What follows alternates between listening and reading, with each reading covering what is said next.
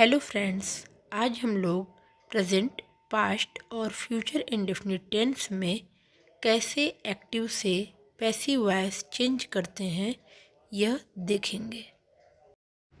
Active passive के लिए हम लोग प्रोनाउन के बारे में जानते हैं। प्रोनाउन जैसा कि आप सभी लोग जानते हैं, नाउन की जगह यूज होने वाले वर्ड को कहते हैं। वैसे तो प्रोनाउन कई टाइप्स के होते हैं। यहाँ हम लोग एक्टिव पैसिव के लिए पर्सनल प्रोनाउंस के बारे में जानेंगे, जिसके 3 केस होते हैं। सब्जेक्टिव केस, जिसे कि नॉमिनेटिव केस भी कहते हैं, ऑब्जेक्टिव केस और पजेसिव केस।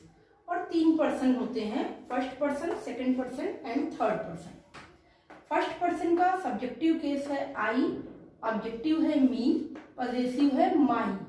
माइन भी होता है, लेकिन यहाँ पे अभी हम लोगों को वॉइस के लिए माइन की जरूरत नहीं है।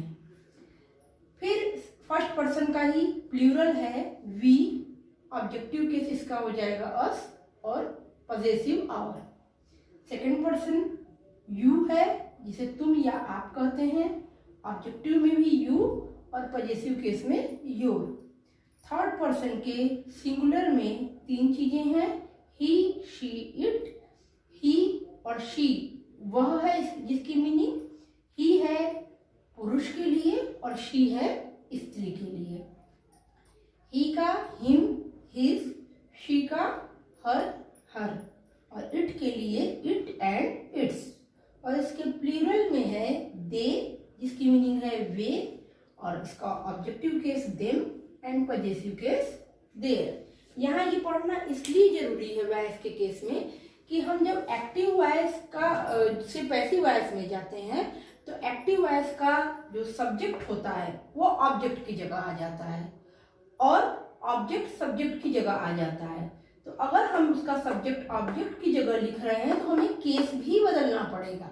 जैसे अगर सब्जेक्ट आई है एक्टिव वॉइस में और पैसिव वॉइस में ये आई अगर ऑब्जेक्ट की जगह जा रहा है तो उसे आई न लिखकर उसे मी लिखा जाएगा। और अगर मी ऑब्जेक्ट है और उसको सब्जेक्ट की जगह जब हम ले आ रहे हैं तो मी न लिखकर सब्जेक्ट की जगह हमें आई ही लिखना होगा।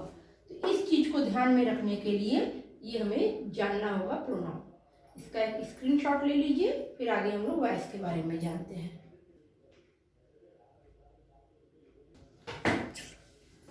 चलिए लेते हैं पहला टेंस, सिंपल प्रेजेंट टेंस या प्रेजेंट इंडेफिनिट टेंस, जिसके रूल्स के बारे में आप लोगों को पता ही होगा।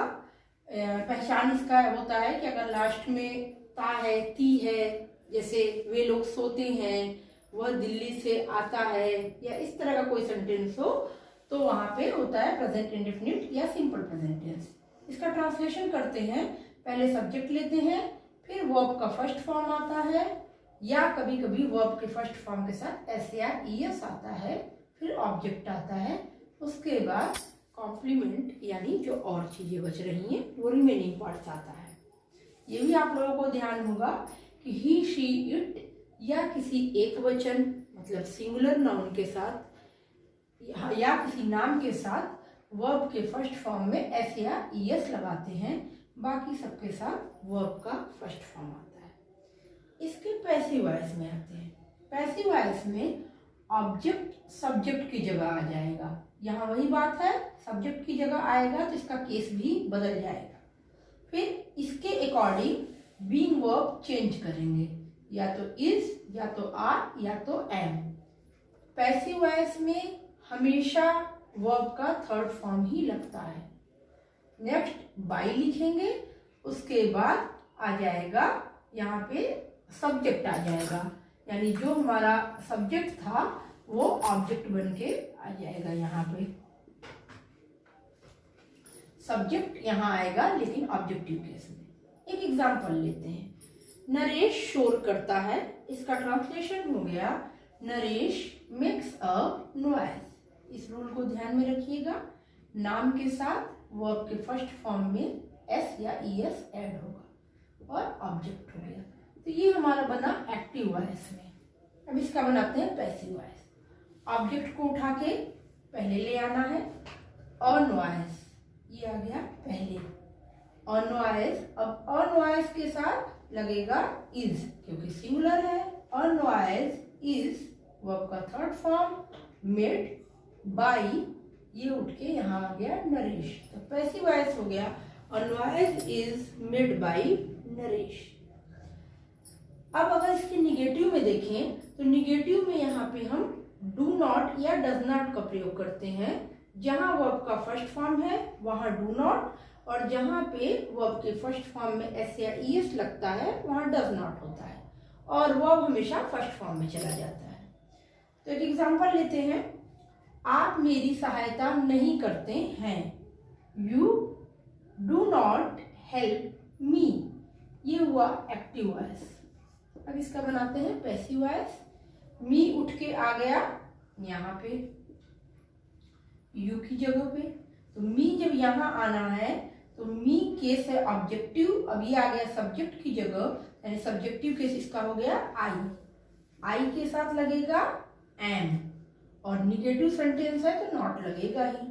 आई एम नॉट, वर्ब का थर्ड फॉर्म, हेल्प्ड बाई, अब ये जो यू है ये आ जाएगा इसकी जगह पे, तो यू सब्जेक्ट था, आ गया ऑब्जेक्ट की जगह पे, और यूज हुआ है इसका ऑब्जेक्टिव केस। क्योंकि यू का सब्जेक्टिव और ऑब्जेक्टिव केस दोनों यू है, तो आप ये सोच रहे होंगे कि यहाँ चेंज नहीं हुआ है, लेकिन इसका केस ऑब्जेक्टिव है ये, जबकि ये केस सब्जेक्टिव है। इसका पैसिव वॉइस बन जाएगा I am not helped by you. अब इसका इंट्रोगेटिव अगर देखें हम, तो इंट्रोगेटिव में इसी रूल के अकॉर्डिंग इंट्रोगेटिव दो तरीके के होते हैं। एक होता है अगर क्वेश्चन आपका हिंदी में क्या से स्टार्ट हो रहा है, यानी जिसका आंसर एस या नो में दे सकते हैं, और दूसरा इंट्रोगेटिव होता है जिसमें कोई इंट्रोगेटिव वर्ड होता है और जिसका आपको एक कंप्लीट आंसर देना होता है पूरा एक फुल सेंटेंस में। तो पहला टाइप लेते हैं जिसका आंसर आप यस या नो में दे सकते हैं, जैसे क्या वह खाना खाता है, क्या वह मुझे पसंद करता है, इस तरह। तो इस तरह के सेंटेंस में डू या डज सबसे पहले आ जाता है। डू या डज का रूल वही है जो निगेटिव के लिए बताया गया था। सबसे पहले डू या डज, फिर सब्जेक्ट, फिर वर्ब का फर्स्ट फॉर्म, फिर ऑब्जेक्ट, और फिर जो भी रिमेनिंग पार्ट है। एग्जाम्पल लेते हैं, क्या वह पत्र लिखता है, तो क्या से स्टार्ट हुआ सेंटेंस, तो यहाँ और वह है, ही के साथ डज लगेगा। Does he write a letter. अब इसका ये हुआ आपका एक्टिव। अब इसका बनाते हैं हम पैसिव वॉइस। पैसिव वॉइस के लिए बिल्कुल निगेटिव की तरह ही करना है। ये जो चीज जैसे जैसे यूज कर रहे थे उसी को देखना है, ये चीजें सबसे पहले आ जाएंगी। तो और लेटर ऑब्जेक्ट था जो आ गया सब्जेक्ट की जगह, और लेटर के लिए लगेगा इज, ये इज इधर आ गया है। इज अ लेटर रिटेन, यानी वर्ब का third form, by him. Him क्या बन गया है, ये जो ही था ये आ गया है ऑब्जेक्ट की जगह और केस बदल गया है, हिम हो गया है। अब एक दूसरा अगर इंट्रोगेटिव लें, वह पत्र क्यों लिखता है, तो क्यों अगर है तो क्यों के लिए हम एक वर्ड जोड़ देंगे वाई। बाकी कोई चेंज नहीं करना है, बस इंट्रोगेटिव वर्ड सबसे पहले लिख देना है। तो वाई डज, डी स्मॉल हो जाएगा, why does he write a letter. अब इसके पैसिव वॉइस में भी कोई चेंजेस नहीं करना है, जहां वाई है वहीं पे वाई को छोड़ देना है। Why is a letter written by him. ये था पूरा आपके सिंपल प्रेजेंट टेंस का एक्टिव एंड पैसिव वॉइस। इसका जो है आप एक स्क्रीनशॉट ले लीजिए।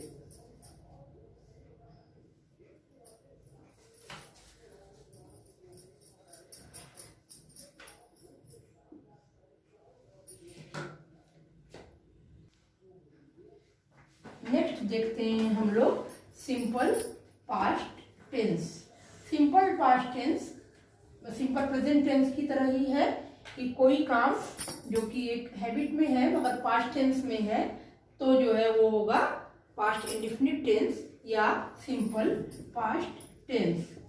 जैसे वह जाता था या वह गया, यानी था या फिर या, ई, ये सब वाक्य में लास्ट में वर्ब के बाद रहेंगे। मेन फोकस हमारा यहाँ पैसिव वॉइस पे है। टेंस के लिए एक अलग वीडियो है। एक्टिव वॉइस में थोड़ा सा आप लोग का जो है ये रिवाइज कर लीजिए। सब्जेक्ट लेते हैं पास्ट इंडेफिनिट टेंस में और सभी सब्जेक्ट के साथ वर्ब का सेकंड फॉर्म आता है, देन ऑब्जेक्ट आता है, उसके बाद अदर्स चीजें आती हैं। पैसिव वॉइस बनाते हैं तो ऑब्जेक्ट पहले आ जाता है, फिर ऑब्जेक्ट के ही अकॉर्डिंग वाज या वर, सिंगुलर के साथ वाज और प्लूरल के साथ वर, फिर वर्ब का थर्ड फॉर्म जो कि पैसिव वॉइस में आना ही बाई, और लास्ट में ये सब्जेक्ट उठ के यहाँ आ जाता है। एक एग्जाम्पल लेते हैं, उसने पतंग बनाई, ही मेड अ काइट। अब इसका पैसिव वॉइस, ये अ काइट ऑब्जेक्ट है, ये पहले आ गया। अ काइट एक वचन है इसलिए वाज लगेगा। A kite was made by him. यहाँ वाला मेड सेकंड फॉर्म है, लेकिन ये मेड वर्ब का थर्ड फॉर्म है। ही उठ के यहाँ आ गया तो ऑब्जेक्टिव केस में हिम हो गया। एक और एग्जांपल लेते हैं जो कि हर जगह वही रूल अप्लाई होगा, ये थोड़ा डिफरेंट है। मान लीजिए कि किसी सेंटेंस में दो ऑब्जेक्ट हो, तो उन दो ऑब्जेक्ट में कैसे उसका हम पैसिव वॉइस बनाएंगे या उसको हम कैसे लिखेंगे ये जानने के लिए है। जैसे आपने मुझे लेटर लिखा, तो आपने लिखा यू रोट, क्या लिखा अ लेटर, तो ये ऑब्जेक्ट है। किसे लिखा, मुझे, टू मी भी ऑब्जेक्ट है, अ लेटर भी ऑब्जेक्ट है। तो यहाँ सेंटेंस हो गया you wrote a letter to me. इसको इस तरह भी बना सकते हैं, you wrote me a letter, क्योंकि दो ऑब्जेक्ट है, डायरेक्ट और इनडायरेक्ट, तो किसी को भी पहले या बाद में यूज किया जा सकता है। बिल्कुल इसी तरह इसके दो पैसिव वॉइस भी बन सकते हैं। ये चाहे कोई भी टेंस हो वहां यही रूल अप्लाई होगा। अब मान लीजिए हम इसके लिए बना रहे हैं, हम अ लेटर पहले लिखना चाह रहे हैं, तो अ लेटर को पहले लिख दिया, ये हो गया subject. A letter was written to me, as such ही उतार देंगे। A letter was written to me by you. Next इसको लेकर चलते हैं, ये मी हो गया सब्जेक्ट की जगह आ गया तो आई हो गया। I was written a letter, ये बिल्कुल वैसे ही उतर गया। I was written a letter by you. मान लीजिए इसका निगेटिव करना है, तो निगेटिव करने के लिए इसके रूल में आ जाता है कि सब्जेक्ट के बाद यहाँ हो जाता है डिड नॉट और वर्ब का फर्स्ट फॉर्म हो जाता है। तो जब इसका हमें पैसिव वॉइस बनाना होगा तो बस हमें वाज या वर के बाद नॉट लगा देना होगा। इसी को लेते हैं, उसने पतंग नहीं बनाई, तो क्या हो जाएगा, he did not make a kite. उसने पतंग नहीं बनाई। अब इसका passive voice, a kite was not made by him. इसके इंट्रोगेटिव दोनों तरीके के, डिड उठ के पहले चला आएगा, नॉट नहीं है अगर तो, और अगर नॉट है तो भी इसकी प्लेस यही रहेगी। Did he make a kite, और अगर क्या उसने पतंग नहीं बनाई, इंट्रोगेटिव विद निगेटिव है, तो did he not make a kite. अब इसका इंट्रोगेटिव बनाना है तो बस ये वॉज को उठा के इधर कर देना है, was a kite made by him, और अगर नॉट भी लगा है तो नॉट यहीं रह जाएगा, was a kite not made by him, और क्वेश्चन मार्क आ जाएगा। इंट्रोगेटिव वर्ड है तो वो सबसे पहले ही यूज हो जाएगा कि उसने पतंग कब बनाई, तो when did he make a kite. और इसके पैसिव वॉइस में when was a kite made by him. तो ये सिंपल पास्ट टेंस के बारे में था, और आई होप कि आप लोगों को ये समझ में आ रहा होगा। वीडियो बहुत ही इजी वे में बताया जा रहा है। बस आप लोग इस तरह के कुछ सेंटेंस लेकर छोटे छोटे वाक्य से प्रैक्टिस करना शुरू कीजिए कि सेंटेंस उठाइए, पहले उसका ट्रांसलेशन कीजिए यानी एक्टिव वॉइस बनाइए, फिर उसके पैसिव वॉइस को बनाइए। स्क्रीनशॉट ले लीजिए। अब फ्यूचर इंडेफिनिट या सिंपल फ्यूचर टेंस, इसके जो टेंस का ट्रांसलेशन हम लोग करते हैं, इसका रिकॉग्नाइजेशन है कि वर्ब के बाद गा गे गी ये आएगा। जैसे वह कल पढ़ेगा, वह बॉम्बे से आएगा इत्यादि।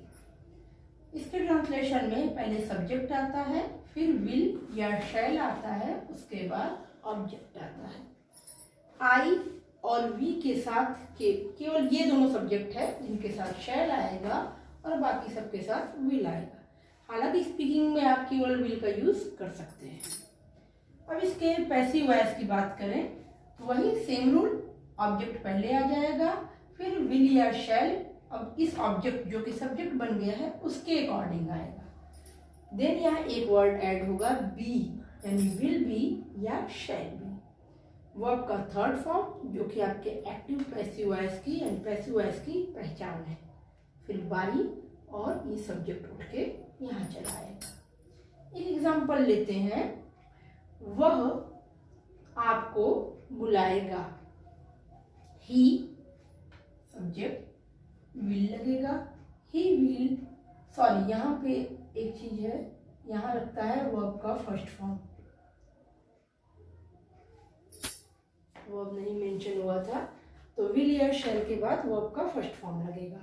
तो ही विल कॉल यू, वह आपको बुलाएगा। ऑब्जेक्ट हम रिकॉग्नाइज कर लेंगे क्या या किसी से क्वेश्चन करके। तो किसे बुलाएगा? आपको, तो यू हो गया ऑब्जेक्ट। अब पैसिव वॉइस में वो आ गया सबसे पहले, यू आ गया।